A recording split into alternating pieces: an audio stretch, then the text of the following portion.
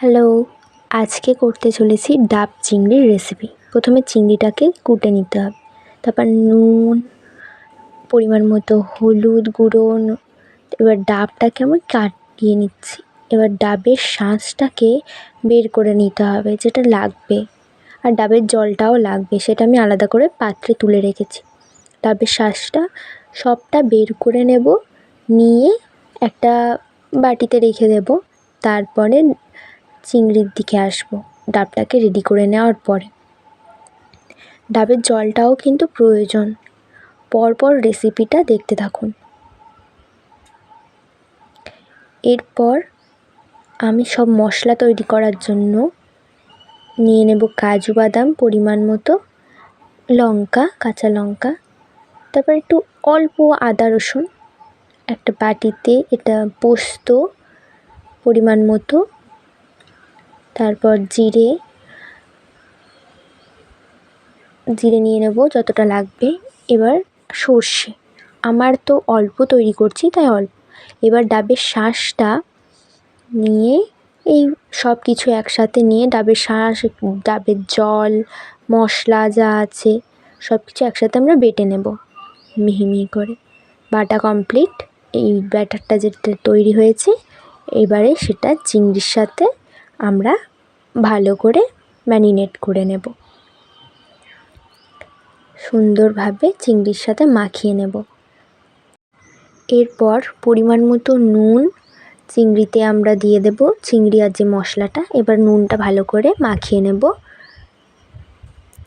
তারপর ডাবটা আমরা নিয়েছিলাম শাঁসটা বের করে, তার মধ্যে এই যে তৈরি করেছি চিংড়ি আর মশলার সবটা পরিমাণ দিয়ে দেব ডাবের ভিতরে, যা যা আমরা তৈরি করেছিলাম, চিংড়ি, মশলা সব কিছু।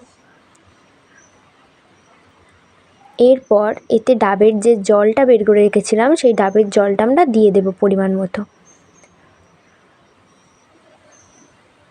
এরপর একটু ওই সর্ষে বাটা মশলাটা দিয়ে দিলাম, আর একটু দিয়ে এবার ভালো করে আমরা মাখিয়ে নিচ্ছি একটু।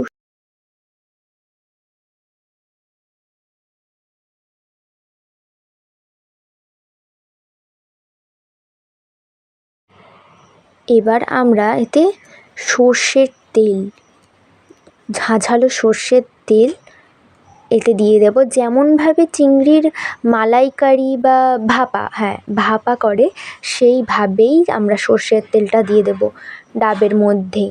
ডাবের জল দেওয়া হয়ে গিয়েছে, সব দেওয়া কমপ্লিট প্রায়। সর্ষের তেলটা এবার একটু ভালো করে নেড়ে চেড়ে নিচ্ছি।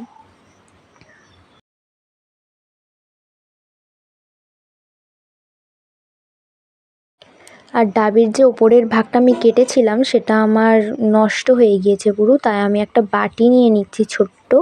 সেই বাটিটা এবারে এটা এইভাবে আমরা, যাতে না একদম হাওয়া না ঢোকে বা কোথাও থেকে না বেরিয়ে যায়, সেটা ভালোভাবে সিদ্ধ হওয়ার জন্য, চিংড়িটা ভালোভাবে তৈরি হওয়ার জন্য এভাবে পুরো একদম এয়ার টাইট করে নেব।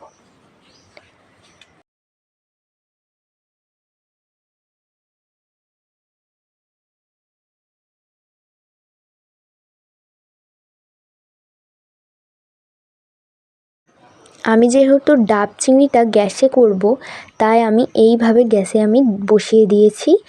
দিয়ে তারপর কিছুক্ষণ পরে দেখলাম যে ডাবটা পুরো এরম বাদামি বর্ণের হয়ে গিয়েছে। এটা কিন্তু অনেকক্ষণ পরে আমি চেক করতে এসেছিলাম যে কতটা কী হচ্ছে। এইভাবে পর স্টেপ বাই স্টেপ ডাব চিংড়ির রেসিপি। এবার ডাব চিংড়িটা হয়ে গিয়েছে, ওয়াও যা গন্ধ বেরিয়েছে, দারুণ দারুণ, জিভে জল চলে আসছে আমার, হেব্বি হয়েছে একদম, দারুণ, বলার মতো না। এবার থালায় ভাত নিয়ে তার উপর পরিবেশন করছি আমাদের ডাব চিংড়ি। পরপর স্টেপ বাই স্টেপ দেখিয়ে দিলাম। আপনারাও আপনাদের বাড়িতে, যেমন জামাই ষষ্ঠীতে আপনারা করতে পারেন, বার্থডেতে বাচ্চাদেরও বানিয়ে খাওয়াতে পারেন এই লোভনীয় সুস্বাদু ডাব চিংড়ির রেসিপি। আপনারাও বাড়িতে করে দেখবেন যে কেমন হয়। খুবই টেস্টি, খুবই সুন্দর, বাচ্চাদের খুবই ভালো লাগবে, ওদের মুখরোচক।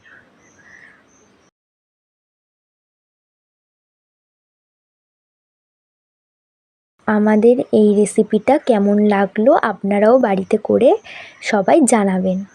আমি সুন্দরভাবে পরিবেশন করে নিয়েছি আমার ডাব চিংড়ি রেসিপি।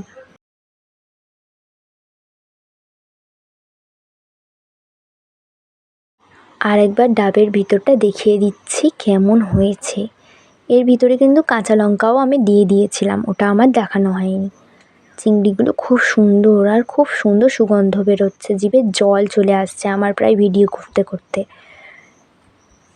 এবারে আমি একটু টেস্ট করে দেখি যে কেমন হয়েছে, খুবই লোভনীয় লাগছে। আমি আর পারছি না বন্ধুরা, তোমরাও বানিয়ে দেখবে বাড়িতে কেমন হয় এবং আমাকে কমেন্ট করে জানিও যে তোমাদের বাড়িতেও কেমন হয়েছে। বাই।